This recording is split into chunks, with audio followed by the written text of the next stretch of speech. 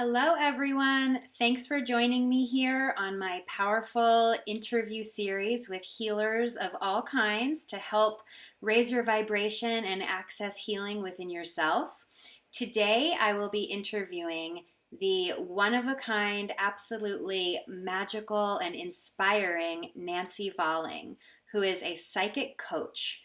Nancy does all kinds of incredible work with individual clients in past regression work, tarot readings, psychic coaching, and spiritual guidance. She also hosts retreats, and she is just absolutely wonderful. She is adoringly and lovingly referred to in my home as Magical Nancy, and I think you'll feel the same when you watch our mind bending and inspiring interview. Please subscribe to my channel and don't forget to click the little alarm bell next to the subscription button so you can get notified every time I post something and you won't miss out on any of these great interviews and the other inspiring personal growth and mental health content on my channel. So I'll kick it off now to my interview with Nancy. Thanks so much and enjoy. Hi, Nancy. It's so good to have you here with me. I'm really so excited for our conversation today. Hi, Kate. So am I. I'm really excited to dive into this stuff. Good, me too. Well, I always love our conversations, and for the viewers watching, I've known Nancy for a really long time, and she has helped me with a lot of spiritual guidance. And we affectionately and lovingly refer to you, Nancy. I don't know if you know this. In our household, we call you Magical Nancy. I love that. I feel pretty magical. You are. So, do you want to just give us a brief little intro into like who you are, what's your story, what are your offerings, what are your gifts, anything you feel you want us to know about you? Let's see. I started teaching yoga in 2006. And when I started teaching yoga, things started happening that I wasn't prepared for. I would say I would walk into the yoga room with my own stuff and then leave with stuff that I knew was not mine all of a sudden, emotionally, physically, mentally. And so I sought out a life coach to help me kind of move through all of that stuff. And in seeking out that life coach, I learned, he taught me a process called voice dialogue, which talks to the voices in the head, like if you're angry, it's oftentimes not even anger that's speaking. It's something else inside you. And voice dialogue kind of figures out what it really is speaking and what it really has to say, because we have so many thoughts, and it's hard to pay attention to the ones that really need your attention. So I learned that, and that was really cool. And then I read this book called Many Lives, Many Masters. That's my favorite, by Brian Weiss. Yes. Oh, I love that book. Me too. And it's like a day, you can read that book in a day. And you need to read it over and over, I think, because it's like every time I reread it, I pick up new things. Right, me too. And then he's made several other books, but that one is the one that really triggered me going to learn that process. So I went to Sedona with this very cute lady, and learned how to regress people and to do that work. And then I came back and I was trying to do it with everyone, and it was not really the time where people were talking in those terms yet, really, past life. So it didn't take on the energy I thought it was going to take on. But what did take on the energy was I was handed a deck of like oracle cards, and those really, like, people started seeking me out instead of me trying to seek everybody else out. And then so from that, then I've gone to do other sorts of trainings, whatever I can do, I will add it to my basket. But I really believe that the majority of my work rests kind of in the past life. And right now, I'm not seeing things so much past life at all, is looking kind of congruent, if that makes sense, or almost future. Some of it seeming like it could be future and not past life that are intermixing with each other. So the majority of my work on Imagine Akasha is tarot readings, and then whatever else hops in there. Mm-hmm. There there's all kinds of avenues to take somebody, I think. Right. How do you get the wisdom that you get? Do you hear something? Is it a sense of knowing? Do you work directly with guides or angels? Like, what's your avenue? So usually I will call. So I also, in all of this stuff, learned a process of alchemy through one of the magic schools. And that process of alchemy, I usually will do before I do any of this work. And I feel like that just kind of cleans the slate. And then I made my own deck of tarot cards, which I'm having printed. They're at the printer right now, That's um, exciting. so that I can sell them. And I have Um, seen those myself for the viewers, and I can tell you that they are beautiful and that you probably want a deck. So will we be able to find those on imagineakasha.com? yeah, yes, as soon as I get them back, yes, you will find them. And I was thinking of doing farmers markets. I thought setting up a booth too would be cute. Anyway, so where was I? I was going, I can get lost really easy too. So I get the information, I kind of clear the slate, and the information either comes from my deck of tarot cards, like I can see all the things that are in the tarot cards that I need to that jump out, especially because they're connected to my soul. I drew them. So that's some of the information. Some of it I can hear viscerally. Is that the word? And then, Like in your body sense? yes, Like, so it's not like a voice in your ear, it's more like a knowing. yes, it's like a knowing, but it still has the weight of words, if that makes sense. Mm-hmm. And then a lot of it, I think I'm digging through your own head, like my client's head, to find stuff too. And I think that comes from the training in voice dialogue. I think it comes from some of my Navy training. I was a cryptological technician, so decoding is wow. almost like digging through Yeah. some stuff. So I think I just was trained to do some of this work, but I think we all have the ability in us, if that makes sense. Mm-hmm. Does that relate to like the sixth and the seventh chakra with connecting and opening to different dimensions, different energetic realms or vibrations? I think that you have to be kind. I think it starts with self. So self-love is really important.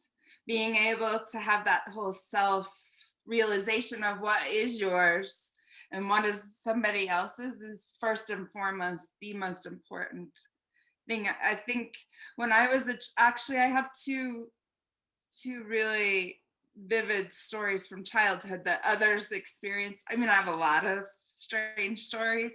I feel like when I go back in my Rolodex, I was left alone quite a bit, So I have these memories of speaking with fairies and other kinds of things. But those stories, they could be my imagination. I can't, there was no other person experiencing that. Right. So you feel like you need a witness to be able to I have needed, a story that you can like really share with somebody, like proof. yes, like proof. When I was 4 or 3 or 4, and it must have been more 4 because I can remember the whole incident.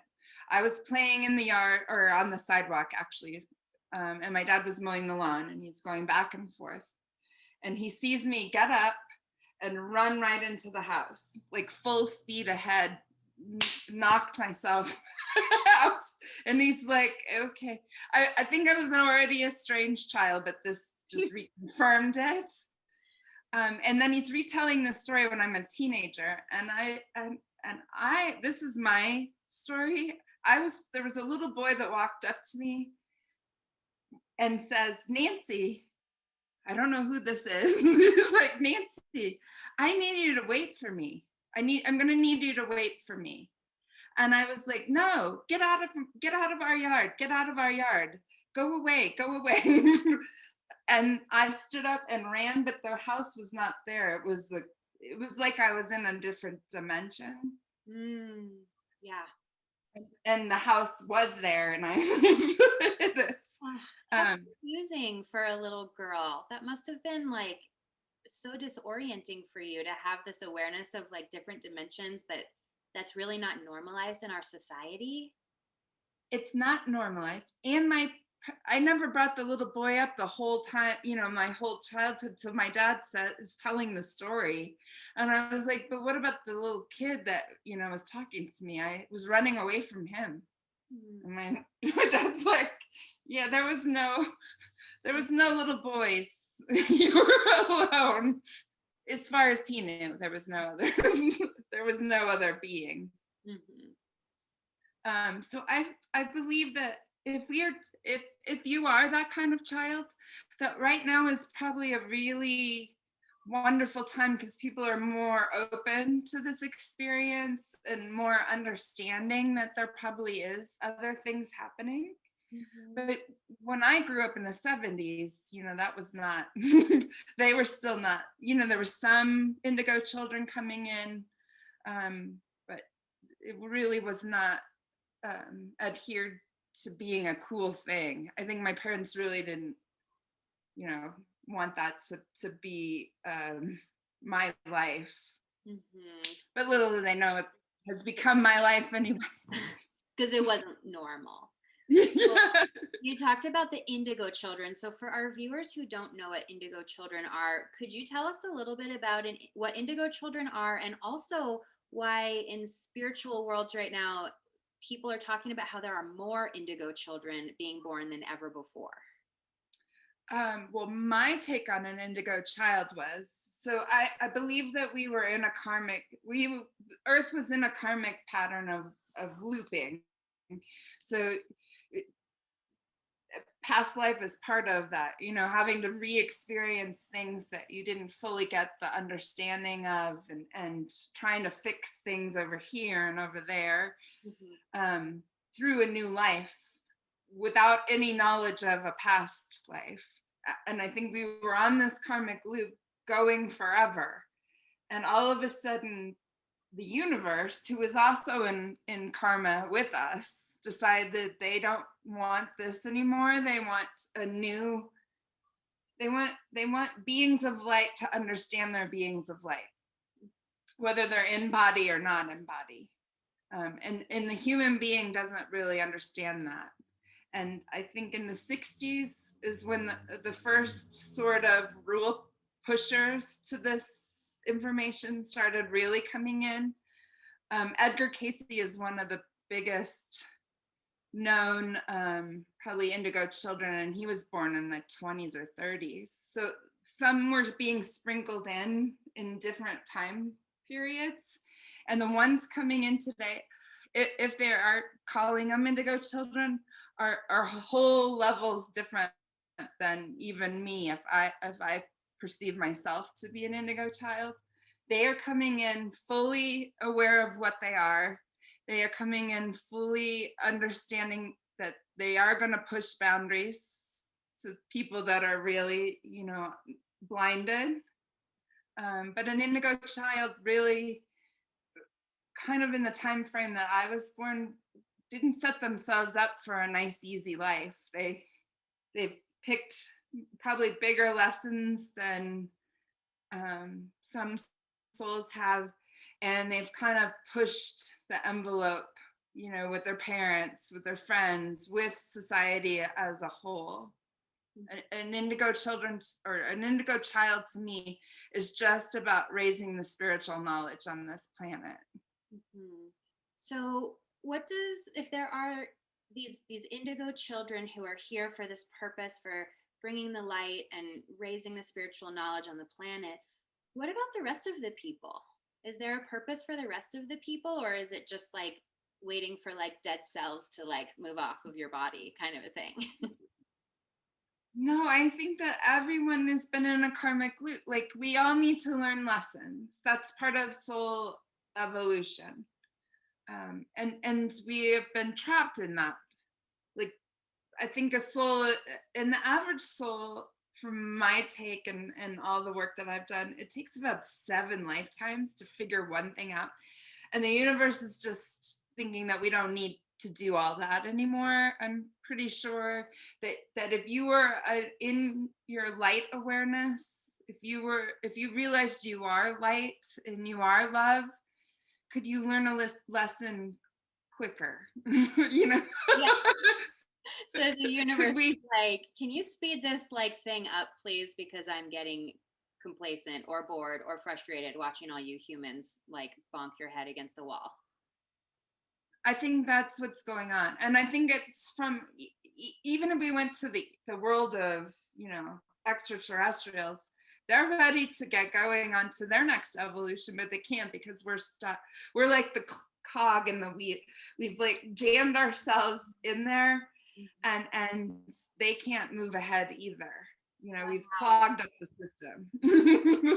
So that's really interesting, Nancy. Does that what I feel like this must have something to do with this exact period of time we're in right now where we've been living through the pandemic. We have social justice issues that are really highly charged. We have politics that's off the radar. We have really wild things happening in astrology. Like it just feels like everything is happening right now and it is incredibly intense. What's the spiritual meaning of that? Well, you can't just wake. And the awakening, I really believe, and that's the term being used right now, the awakening or the waking up or whatever. I really just believe it's you realize you are the one creating your reality. The same two people can go and have the same two siblings in a house having the same parental guidance, the same parental whatever. One sibling's messed up and the other one's fine. I think that, human beings in the same melting pot do not react or understand things in the same way. I think the awakening is realizing, oh, wait a minute, I'm not alone. And I think depression and anxiety are part of this whole process because you're feeling alone and that sense of spirituality is missing. I think as soon as you wake up and you're like, wait a minute, my thoughts do create how I'm feeling in this situation. Oh, wait a minute, if I'm spinning around in this really fear-based place, what am I creating over here in my relationship to my partner? Or what am I creating with my relationship to my children? Am I instilling the fear that's holding me back into them? I think the awakening is all of us all of a sudden going, wait a minute, we're all connected and I need to take responsibility for my stuff, whatever is mine. Right. Especially with something that is affecting the entire globe. So this pandemic has been the first in ever, maybe, where we are every single person, no matter your socioeconomics or your race or your country or allegiances, everybody is being affected by the pandemic. And it feels like maybe that's part of the unification, but it also feels like there are some people who aren't feeling this way about it being a spiritual message. And I remember a while ago when we were talking, you said something like the world is splitting in two. Do you still feel that way? And if so, can you explain that a little bit to us? I feel like the world has already kind of split into two. It's probably splitting into multiple factions. I think right around the 80s, our souls were given the opportunity, and not everyone on this call is going to have been born, at this particular period, but the majority of souls were given the opportunity to evolve. And so I think the world broke then. And some of the people that still want to stay on the karmic loop went there.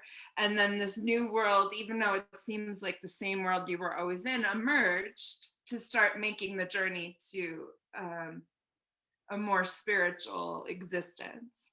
So I do believe we are in multiple dimensions, and you can choose what dimension on a subconscious wavelength that you want to be on. And then I think the 80s to what was the year we were all gonna implode? I think it was the year 2000, maybe. 2000, Y2K. Y2K. I think that was another opportunity. Do we still want to go and change reality and be light beings in human bodies, or do we want to reverse and go back towards that other world, that other planet? And I think those are the people that are finding this call, that are on this kind of spiritual path, chose on an unconscious level to keep going. And so today, and then we went through the whole Mayan calendar end of the world too. I think all of that just kind of fit into us evolving into this different place of being. And I do still feel like there's earths that have us in different levels of that. Mm-hmm. And you can wake up into a really wonderful place one morning, and you can wake up into a really stagnant, stale place. And somehow the worlds kind of fit together, if that makes any sort of sense. Well, you're reminding me of multiverse concept in quantum physics, where every single moment is like a branch, and so every choice we make, we could branch into like a reality that follows that choice and goes into its own future. And so when you think about like, gosh, what if I had, gotten on that airplane, and then there's a whole infinite amount of future possibilities that actually are playing out, not just what if, but that there are dimensions where that actually happened, and where that version of you is living that trajectory, but the you that didn't get on the airplane is here and living this version of reality. And so there are, in this multiverse, there are like infinite numbers of Kates and infinite numbers of Nancys. And there are lots of sad multiverses where I would have never met you, Nancy. I believe that's probably more what is happening. And the waking up is you realizing, oh, the way that I'm letting my mind go amok is not going to keep me vibrating in the place that wants to take us into this new, really cool adventure as a human being. And that's totally okay. It's totally okay to be where you're at. But I wake up and I think I want to go to figure out what the next evolution of humanity is. Yeah, I'm coming with you. um, How can we consciously do that? How can we raise our own vibration and be our highest self so that we can have those opportunities? Well, I think we were just talking about this with the COVID shot or the vaccine, how I was really very against it. And then I had a really triggering moment and went to get it. And now I'm back to calm. I think the more you can keep yourself, the more things you can do for yourself to bring you back to a level of peaceful calm is really important. I think meditation, even if you just sit quietly in your bedroom before getting up to be in your life, just being able to clear your mind for a moment will raise your vibration. And then really challenging your beliefs. Like you see somebody out, you know how we project our own stuff onto people all the time. Being really mindful, was that a projection? Or did, really should I have responded the way that I did to that person? Self-reflection is really a key element in raising your vibration to go to that next level. Mm-hmm. Okay, so it sounds like presence is huge, and doing inner work on our psyche, which, I mean, this is my jam. Like, this is what I do in my practice. This is the work I do in my personal life, with just constantly trying to grow. And what that means in terms of psychic healing, in terms of trauma healing, being the best person I can be while I'm embodied as Kate.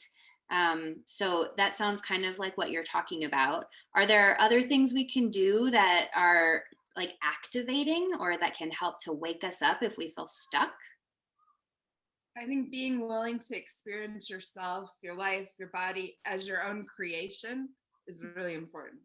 If Mhm. you can really grasp that concept, I think that you're on the way to helping the planet and not just yourself.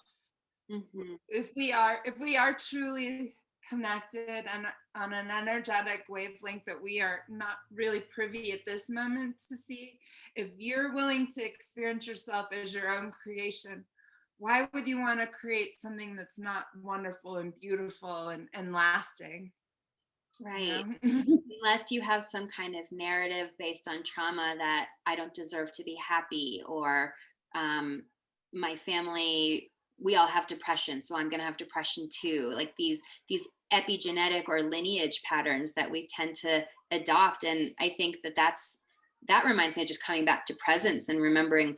Well, I'm not that family lineage. I'm me, so I can change something anytime I want. Right.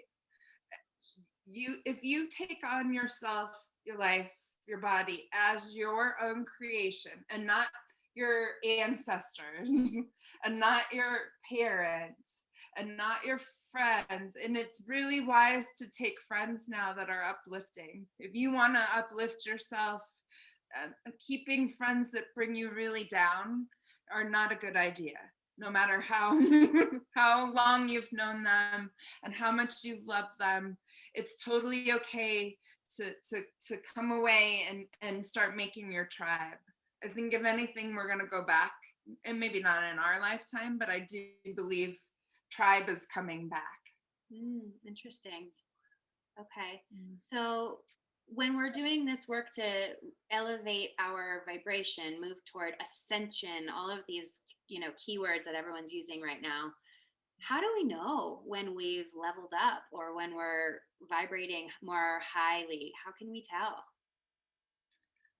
For me, life is easier. Even when I'm trying to make it challenging, it becomes easier. And I think that most of my clients through the pandemic have said, all of a sudden, life is a lot easier. I'm not spinning wheels as much as I used to. So I think that a wave has hit us all in some way. Some for the much better, some are still living in trauma states or mental illness states. um, but but if you are good and you are able to see clearly and stay present, the more you can just stay vibrating at that level, you will help the ones that are drowning or in their trauma response. If you don't get triggered by somebody, and it's really hard. I'm not saying I'm not triggered driving down the road and someone cuts you off. But if you can like take a moment and a deep breath and know that that had nothing to do with you, it had everything to do with they were maybe in a hurry, whatever, or they weren't paying attention, they were having some sort of other experience while driving a car. It will keep us vibrating in an equal plane so the people that are really suffering can start to raise their vibration too, if you're not mean to that person that really is acting out. So it's a ripple effect. Like everything we do has effects further than we could even imagine. And as you're talking, I'm thinking about like the polarity of large and small at the same time, of remembering that I am me and I have choice, but I'm also part of something that's incomprehensibly large, and holding space for both of those to be true. I think that's tricky for the human mind. So I feel like in order to hold that understanding and awareness, we do have to be accessing a different kind of knowing that's not in our skull. It's somewhere else. And that's where meditation is really a key component. I don't know any meditator that would tell you differently. They get, Einstein got a lot of his information from meditation. So did Nikola Tesla. Just me sitting quietly, these cards came, my cards came, information comes, and I don't believe that it's in me, it's from somewhere else. sitting quietly is the key component, and it's hard for a human to do that. I totally understand, but if you can start making little ways to doing that, like going to a space where others are meditating could be helpful for you. If you get on YouTube and you just put a meditation on, and you could be doing other things, but if you start making your way towards trying, I think that's how you're going to help. And everyone can sit quietly for 1 minute. Right. I know it's really hard. That's the key, I think, for people to really understand, is it doesn't have to be hours of, renouncing your possessions, moving to an ashram and living in meditation. It can be a minute a day. I Right. think it's just about doing it, just being in your system without the hamster wheel of life. Right. And being in those moments where somebody cuts you off and not react, not, and you want to react, but so that you don't get in an accident, but where you're not triggered into some sort of flipping the person off or honking your horn or screaming and yelling. And then that energy carries with you the rest of your day. And that person probably has no clue that anything even happened. So it's really about you being the creator of your experience. And do you want to carry that energy the rest of the day? I mean, there's some people that thrive on sort of that chaotic stress hormone, but the majority of us do not thrive in that environment. We just don't. Yeah, and it's really incongruent because our society tells us that we should move at that pace. And so I think that connects to the really high level of mental illness that we're seeing right now, and burnout and stress and heart disease. I feel like it's all connected to the sort of overculture that we're supposed to be busy and successful as measured by these metrics that are just really not sustainable for people. Right. And when you get into the vibration, this is how you'll know you're in it. Life will not be, you're not going to be trying to climb the ladder. You're going to probably be thinking, how do I do less in more time? How do I connect to the people around me? Because that's really the meat. That's why everyone came here really for the connection to the humans and the animals and the plants. We come here to learn something. And a mental illness is a lesson in and of itself. How you deal with life, how you overcome that mental illness. Are you taking your medicine? Are you going and doing the work, or have you just self-medicated and dropped off into the abyss? That's all a lesson. Everything is a lesson. But where we're headed spiritually as a species is to realize we have more control over how we get over that lesson than we've realized. Instead of the lesson has come to us and now I'm stuck in it. Did you call that lesson to you? I appreciate that perspective of why we have adversity and why we have hardship, as sort of the universe and this life is a giant classroom, and we're being presented with exactly what we need to grow. And that's why, if someone cuts you off on the highway, one person's going to be really pissed off and the other person's just going to say, I hope that person has a great day. I hope they don't hurt anybody. Right. So I think that two people having the different reactions to the exact same situation shows you that this person wasn't supposed to learn that thing, but this person was. And that's why it had so much charge for that person. Right. And if we can start seeing perspective that way, you would probably get more out of all of the experiences on a daily basis than we normally do. Right. So is there an element of surrender here to just letting life happen to you? Or where's like the break between surrender and active choice with how we respond and react to what we're presented with? Well, I do believe that whatever you're experiencing, you have a hand in. So if you surrender to yourself, what could be bad about that?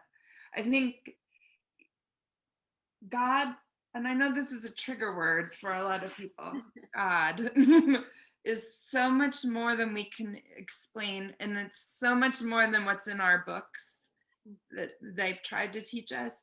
And I believe that if you could just connect to a tiny bit of whatever that is, that will support you in this world. And we know that coming in here.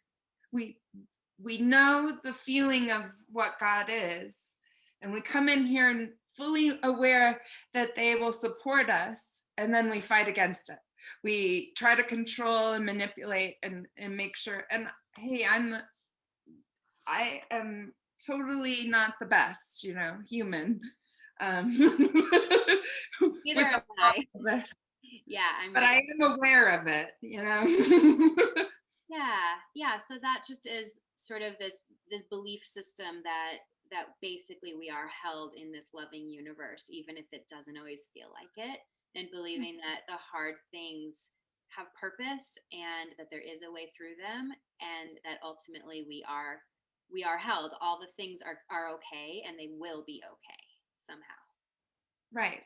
Right. Even in the worst moment, somehow can work out for the best when you're looking backwards, you know? And I do believe, and this, my belief system has been rapidly changing, with new information coming in, old information going out. It's really about being not too rigid, I think, on your belief system. Like listening to something, seeing if it like feels okay in your body, and if it doesn't feel okay, kind of just letting it go. And the person that believed whatever that was, letting them be on that path. That puts them in there right where they're supposed to be. If it doesn't feel good to you, then I would just kind of let that go. You don't have to have the same, we don't all have to have the same beliefs. Right. And maybe it's like being present but not being too attached. Just being here. The visual that I'm getting is like just sitting on a beach and just letting the waves kind of wash over you, and not trying to like grab or keep any of those waves or keep them away, but just sort of letting it happen to you and feeling the experience of what's happening in the moment, but also letting it leave when the tide kind of goes back in. Right. And on that wavelength, the wave became enlightened when it realized it was the ocean. It thinks it's this whole separate, we think we're this whole separate thing. Mm-hmm. Really, we are the ocean. We are part of creation.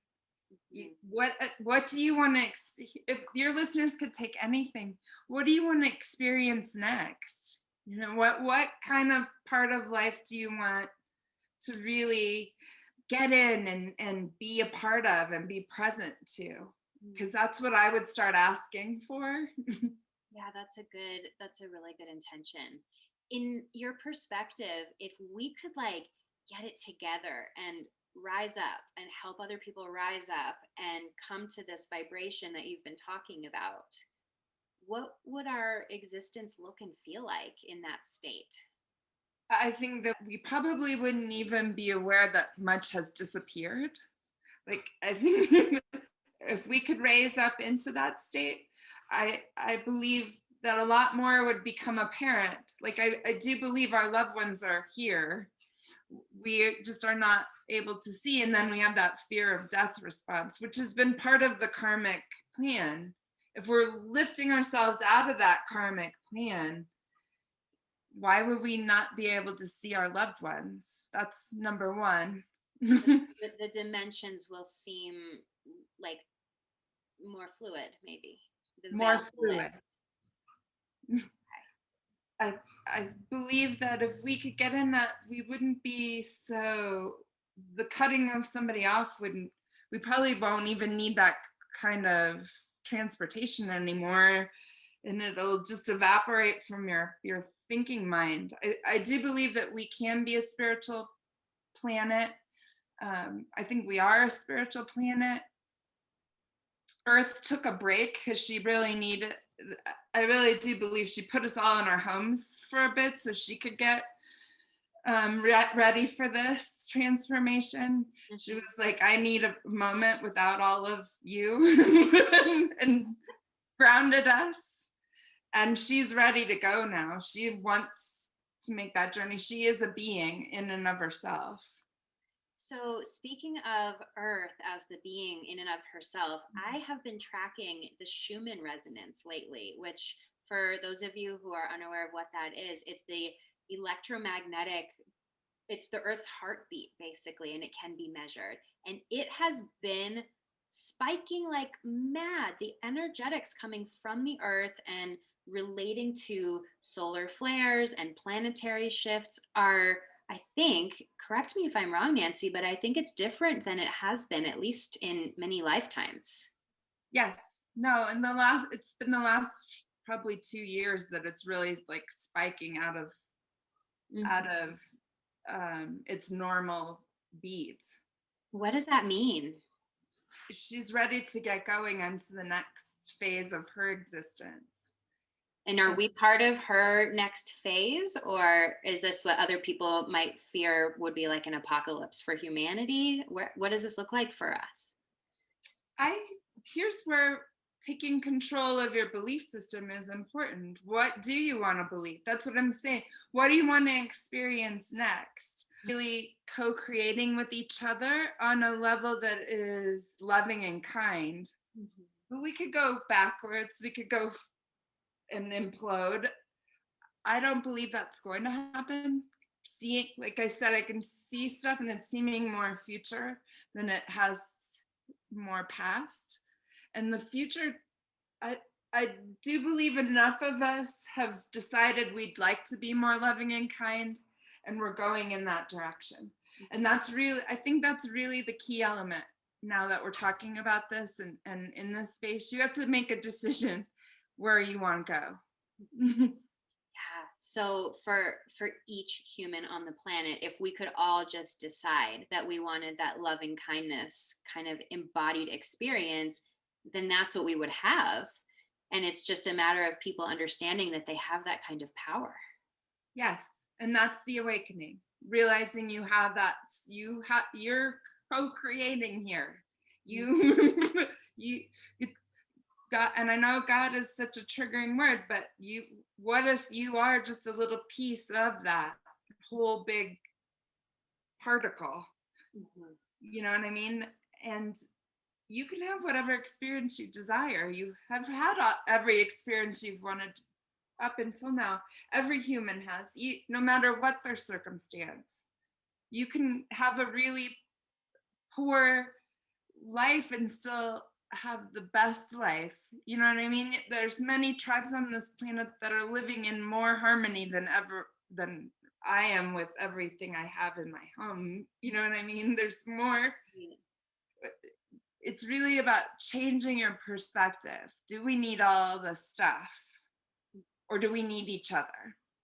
So shifting from sort of a physical materialistic focus to more of a relational and connection focus. Yes. And then together we help each other to elevate to wherever we can go. Right. And the universe, and knowing that the universe will never leave you without things that you need, unless you're fighting against the universe. If you just said, okay, I know the universe is going to feed me today. I know the universe is going to find some sort of shelter for me today. So today I'm going to take 1 minute to sit quietly and try to love myself a little bit more, so that as I move out of the places that the universe decided to say, hey, you can be okay, I'm giving you all the basic needs, that you can go beyond those basic needs and then discover, or sit under a tree for 5 minutes and really have a connection with something that doesn't speak to you. Yeah, that would be really powerful for everyone to just take a moment all around the world and just sit in nature and listen inwardly and outwardly. Yes. Mother Nature planet Earth is wanting us to have that. But that's the next evolution. She wants you to realize that you are not separate from her. You are a piece of her. she loves all the human beings, even the ones that are destructive, because I don't think that they realize they're destructive, you know. That's part of the sleepiness, is not realizing the harm, and the awakening is starting to move into more consciousness. Yes, that's perfect. That's a perfect way to put it. So this is simultaneously for me as we're talking, I'm feeling both like a softness and a comfort by all of this, and also kind of a like an activating in like excitement feeling. I think that these conversations are so important, and I think they need to be happening, and I'm just incredibly grateful that you're here having it with me. So I have just one more question for you to kind of wrap it up, and feel free to say no to this one too, because it's one of those that it may or may not even be possible in the moment for you. But you have connection with your guides and your higher self and your intuition. Is there anything from any other dimension that is coming to you for the viewers in this moment? If you can get to a place of loving kindness for yourself, what can you create there? They're really wanting to know what you could create from that, whether you're an artist or you're a writer or you cook or you clean even. If you can get to a place of loving kindness, what could be created? And that's probably and they're showing me this really massive shift in that. So if we want to elevate quickly, I really feel like it is loving yourself, realizing that you have the ability to create on the simplest level, and that creation is what you came here for. The ability to create, and putting everyone else's expectations, that's what I think is part of the trauma here. Somebody else's expectation got into your head, and now you're just living that expectation.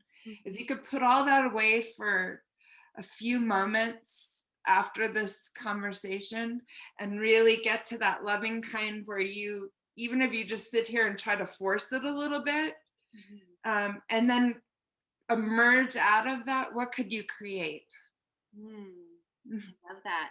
And I feel like for the viewers, remembering that creativity isn't a narrow focused thing like we humans sometimes think. You don't have to draw something. Creativity is so fluid. It's kind of an essence, right? It's an energetic experience of alchemy and just movement and transition. And so allowing yourself, even though you might be saying to yourself like, oh my gosh, I'm not a creative person, you are. We all are, and we have this innately. And so thank you, Nancy, for reminding us that we all have that and to tap into it. I think that's what's going to push us into the next dimension. If you use and like you said, what if you just got up and you created something with your child? Not necessarily you having to draw or paint or whatever, but what if you just sat there with your child while they did? Yeah. Or creating space for someone else to be seen, or creating presence where you can see something that you might not have noticed before. Yes. Okay. Yes. That's something for us to work on. Yeah. And the spirits also want you to know, please don't go to the dark side. If you're hearing somebody in there in the doomsday, let them. I wouldn't try to change their mind. I would just change your perspective. I would get away from that. So keep yourself vibrating high. Keep moving toward the light and stay away from anything that feels like it might be dark or sticky or heavy. Yes, at least right now. I know some of you like to run right into the dark, and that's totally okay. But for right now, until we really get out of this whole really sticky vibration period, I would do your best to be with more positive, loving humans. Okay. Would you like to give a little shout out to anything exciting that's happening at your business, Imagine Akasha or dreamingoneworld.com? Anything you want to share? Yes, I would love to. I am doing a retreat the last weekend in August. It will be in Buena Vista, Colorado, and it's going to be another dear friend of mine. She's a shaman, and we're going to co-create, take her really ancient wisdom with some of my more psychic wisdom and kind of incorporate to take whoever comes to the retreat and elevate their psychic powers. It should be really fun. And then again, I do have this deck of tarot cards that I made that are about to come out. So as soon as they do, I will get them on my website. And I just love having this moment with you, Kate. Thank you. So do I. I'm so grateful. And maybe someday we'll have an opportunity to do a follow up to this because I feel like we have so much to talk about and it's really hard to fit it into one video. So if you'd be open to a follow up, I definitely would be as well. I would too. Of course. I love this. All right. Well, for today, we'll sign off. And thank you so much, Nancy. I appreciate you being here. Thank you. Namaste, everyone.